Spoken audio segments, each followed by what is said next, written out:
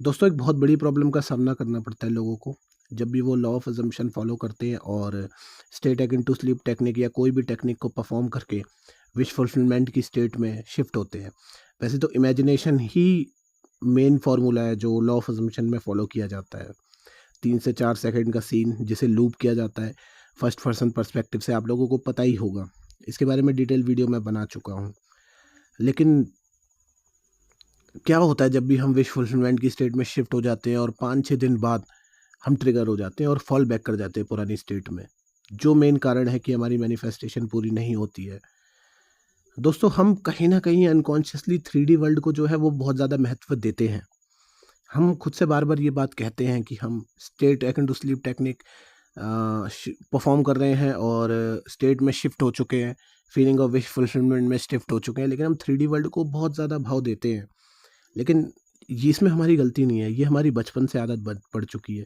सभी लोग नेचुरली जो भी है वो 3D वर्ल्ड को बहुत ज़्यादा महत्व देते हैं। लेकिन होता क्या है कि जब भी आप नई स्टेट में शिफ्ट होते हैं, तो उसके अज़म्पशन्स जो होते हैं, उनको रिफ्लेक्ट होने में टाइम लग जाता है। उनको टाइम लगता है, 2-3 महीने का भी लग सकता है और 6 महीने का भी लग सकता है, क्योंकि जितना ज़्यादा आपके लिए उस आइडेंटिटी को अपनाना नेचुरल होगा, नेचुरल फ़ील होगा उस आइडेंटिटी को अपनाना, उतना ज़्यादा चांसेस है कि आप विश फुलफिलमेंट की स्टेट में जल्दी शिफ्ट हो जाएँ और उतनी जल्दी चांसेस है कि 3D वर्ल्ड में रिफ्लेक्शन देखने में मिले। लेकिन होता क्या है कि इस बीच जो गैप आता है, जो जब भी हम इमेजिनेशन कर रहे होते हैं और उस स्टेट में शिफ्ट हो रहे होते हैं, तब क्या होता है कि बीच में जो है वो 3D वर्ल्ड ट्रिगर दिखाना चालू कर देता है। अब एग्ज़ाम्पल के लिए जैसे आपके किसी दोस्त ने बाइक ले ली, जो आप लेना चाहते थे, या ऐसा हो सकता है कि आपका दोस्त रिलेशनशिप में आ गया, जो अभी ट्राई भी नहीं कर रहा था और आप बहुत समय से ट्राई कर रहे थे रिलेशनशिप में आने के लिए। लेकिन आपका दोस्त ईज़िली आ गया, एफर्टलेसली, जिसको नॉलेज भी नहीं थी इन सब चीज़ों के बारे में। होता नहीं है कि हम जज करते हैं लोगों को, लेकिन जज भी हम उस पर्सपेक्टिव से करते हैं जिस स्टेट में होते हैं। हमें पता है कि किसी भी चीज़ के लिए कोई भी चीज़ जो है वो इम्पॉसिबल नहीं है इस दुनिया में। और ख़ास तौर पर जो आपकी इमेजिनेशन है, उसके लिए इमेजिनेशन में आप फ्री होते हो। ड्रीम स्टेट जो होती है, लूसिड ड्रीम भी अगर आपने देखा होगा अपनी लाइफ में, तो आप जानते हैं कि उसमें आप फ्री होते हो कुछ भी करने के लिए। वैसे ही मैं रियलिटी को भी थोड़ा बहुत कंसीडर करता हूँ, क्योंकि काफ़ी सारी सिमिलैरिटीज़ हैं जो रियलिटी और ड्रीम में मिलती है। खैर इस बारे में हम फिर कभी बात करेंगे। तो यहाँ पर बात होती है कि ऐसा क्यों होता है आपके साथ? तो उसका यही रीज़न है कि आपकी इनर स्टेट का जो रिफ्लेक्शन है उसको आने में 3 से 6 महीने तक लग सकते हैं, और मान लो कुछ हफ्ते भी लगते हैं। नेविल गोडार्ड को तो 2 हफ्ते में उसकी मैनिफेस्टेशन पूरी हो जाती थी। लेकिन यहीं पे जो बीच में गैप आता है, यहीं पर जो है वो ट्रिगर्स आते हैं आपको।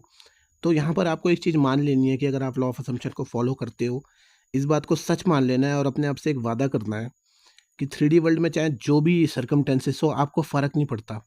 आपकी जो इनर स्टेट है ना, आपको उसी में बिलीव रखना है।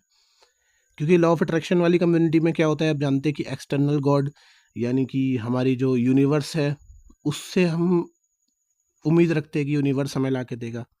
और लॉ ऑफ असम्पशन में जो है वो आई एम, इस वर्ड को ही गॉड माना गया है। आई एम उस ईगो की बात नहीं हो रही है जो ईगो सेल्फ है, जो अहंकार है। बात यहाँ पर हो रही है हायर सेल्फ की, अवेयरनेस की, जिसके जो ऑपरेंट पावर है। तो यहाँ पर इस चीज़ पे जब सबसे ज़्यादा हम बिलीव करते हैं, हम जो है एक्सटर्नल रियलिटी पे नहीं, अपनी इमेजिनेशन के ऊपर बिलीव ज़्यादा रखते हैं, तो क्या होता है कि हम ना 3D वर्ल्ड से थोड़ा कटने लगते हैं, और जो बहुत बढ़िया चीज़ है। क्योंकि 3D वर्ल्ड से अगर आप ज़्यादा जुड़े हुए रहोगे, आप ये सब चीज़ सोचोगे, क्योंकि लॉ ऑफ असम्पशन में ये भी कहा जाता है, आप सभी जानते हैं कि 3D वर्ल्ड जो है वो रिफ्लेक्शन है इनर से अजम्पशन का, ये बात तो है। लेकिन क्या होता है कि इनर अजम्पशन जो है वो रिफ्लेक्ट बैक भी तभी करते हैं बढ़िया तरीके से, जब वो आपके कंट्रोल में हो और आप उनसे वाकिफ़ हो। नहीं तो अनकॉन्शियसली चीज़ें जो है वो हमारी लाइफ को गलत तरीके से डायरेक्शन में ले जाती रहती है। और जिस तरीके से हमारा अनकॉन्शियस जो है, जिसमें सारे के सारे अजम्पशंस भरे होते हैं, जो भी प्रोग्रामिंग होती है, जो भी माल फंक्शनिंग्स होती हैं उसके अंदर, उससे कॉन्शियसली जीतना जो है वो मुश्किल होता है काफ़ी ज़्यादा। तो आपको क्या करना है, आपको प्रैक्टिस करनी है एक, जो मैं इस वीडियो में डिस्कस करूँगा। आपको क्या करना है कि एक रेफरेंस के लिए या मेटाफर के लिए या कोई भी ऐसी चीज़ अपने पास रखनी है, एक पत्थर रखना है या कुछ भी रखना है, जो आपको तुरंत विश फुलफिलमेंट की स्टेट में वापस ले आए। यानी कि जब भी आप ट्रिगर हो रहे हो तो आप इमेजिन तो नहीं कर सकते, दिन के टाइम तो एकदम से इमेजिन आप नहीं कर पाओगे, आपको मुश्किल होगी काफ़ी ज़्यादा। तो आपको कोई ऐसी चीज़ अपने पास रखनी है जो आपको वापस विश फुलफिलमेंट की स्टेट में ले आए और आपका अटेंशन वहाँ से खींच ले। क्योंकि आपको पता है जिधर अटेंशन जाता है उधर एनर्जी जाती है, और उधर एनर्जी जाती है तो वहाँ क्रिएशन होता है। तो आप किस स्टेट को फीड कर रहे हो? अगर आप फीड कर रहे हो लैक की स्टेट को, आप तुरंत से लैक की स्टेट को फीड करना स्टार्ट कर देते हो जब भी आप जो है ट्रिगर हो जाते हो 3D वर्ल्ड से। तो जब आप 3D वर्ल्ड से ट्रिगर हो जाते हो उसके बाद अगर आप लैक की स्टेट को फिर से जो है एनर्जी फीड करना स्टार्ट कर दोगे अपने दिमाग के थ्रू, तो क्या होगा फिर? आपको उल्टे रिजल्ट्स देखने को मिलेंगी। तो जो पुराने स्टेट के रिजल्ट्स रहते हैं वो तो आ रहे होते हैं, लेकिन बाद में क्या होता है कि पुरानी स्टेट में हम इसीलिए रह जाते हैं क्योंकि हम जो है वो ट्रिगर हो जाते हैं ईज़िली। और ईज़िली ट्रिगर होना जो है वो शुरू के दिनों में काफ़ी ज़्यादा इसके चांसेस रहते हैं। तो अब बात करते हैं सॉल्यूशन के बारे में, इसका सॉल्यूशन क्या है? तो इसका यही सॉल्यूशन है कि आप कोई भी ऐसी चीज़ जिसे आप कैरी कर सकते हो ईज़िली, जो आपको हेल्प करे वापस विश फुलफिलमेंट की स्टेट में शिफ्ट होने में।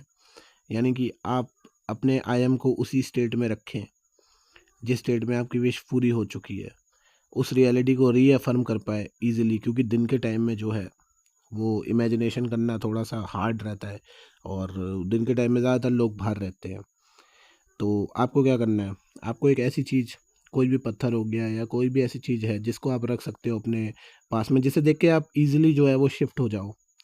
ऐसी ट्रिगर्स आप यूज़ कर सकते हो एकदम उस चीज़ को काटने के लिए। और क्या होगा कि धीरे-धीरे करके 1-2 बार, 3 बार, 4 बार ऐसी चीज़ें आपके साथ होंगी और आप बार-बार रीअफ़र्म करोगे तो आप अवेयर हो जाओगे, आपकी अवेयरनेस जो है वो स्प्रेड हो जाएगी, वो बढ़ जाएगी।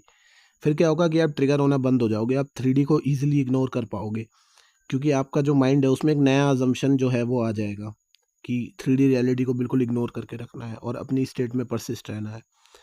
और ये प्रॉब्लम जो है इसका सॉल्यूशन यही बहुत बढ़िया तरीके से काम करता है, क्योंकि मैंने खुद इसको यूज़ किया शुरू के दिनों में। क्योंकि कुछ समय बाद क्या होगा आपके साथ, आपकी अवेयरनेस जो है वो काफ़ी ज़्यादा बढ़ जाएगी जब आप इस टेक्निक को फॉलो करते रहोगे।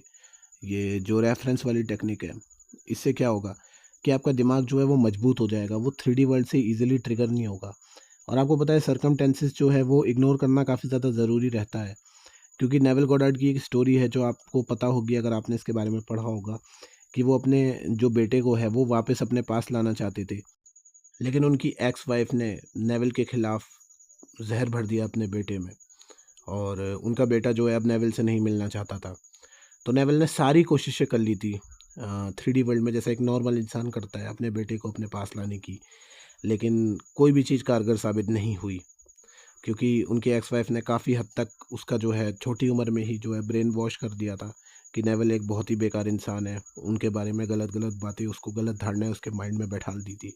तो नेवल ने क्या किया था, उन्होंने इमेजिन किया था कि वो अपने बेटे के सर पे जो है हाथ रख रहे हैं, उनका बेटा उनके साथ में है, और वो इमेजिन करके ये चीज़ सो गए उन्होंने, इस फीलिंग के साथ कि उनका बेटा अब उनके साथ है। और फिर जब नेविल के बेटे का 12वां जन्मदिन आया, तो नेविल की वाइफ ने, जो उनकी एक्स वाइफ थी, उन्होंने खुद फ़ोन करा और बोला कि मेरे पास अब इतनी जगह नहीं है कि मैं तुम्हारे बेटे को रख पाऊँ। और उसके बाद नेविल अपने बेटे से मिले। तो यहाँ पर आप देख सकते हैं कि किस तरीके से उन्होंने इस सारे जो भी नेगेटिव अजम्पशंस थे, जो भी नेगेटिव सर्कमटेंसेस थे, कि उनकी वाइफ जहर भर रही है बेटे के खिलाफ और उनका बेटा उनसे मिलना नहीं चाहता है, इन सारी चीज़ों के होने के बावजूद जो इंसान को तोड़ कर रख देती है, उन्होंने इस लॉ को अप्लाई करा अपनी लाइफ में और रिजल्ट देखें कि किस तरीके से काम करता है। तो इस लेवल की चीज़ें भी आप इग्नोर करके 3D वर्ल्ड में जो है वो चेंजेस देख सकते हो। सो बस आपको ज़रूरत है कि आप बाहर की जितनी भी चीज़ें 3D वर्ल्ड की, जो भी चीज़ें हैं, चाहे वो खिलाफ हैं, चाहे वो साथ हैं, आपको बिल्कुल इग्नोर करके अपनी इनर स्टेट, अपने सेल्फ कॉन्सेप्ट पे फोकस रखना है। बस देरी इस बात की है, और अपनी इमेजिनेशन पे ट्रस्ट रखना है। और इसके बाद कोई भी ताकत नहीं है जो आपकी मैनिफेस्टेशन पूरी होने से नहीं रोक सकती। तो गाइज़, मैं मिलता हूँ आपको अगली वीडियो में। अगर वीडियो पसंद आई हो तो कमेंट सेक्शन में अपने ओपिनियन ज़रूर देना और सब्सक्राइब करना मत भूलना। Okay, bye.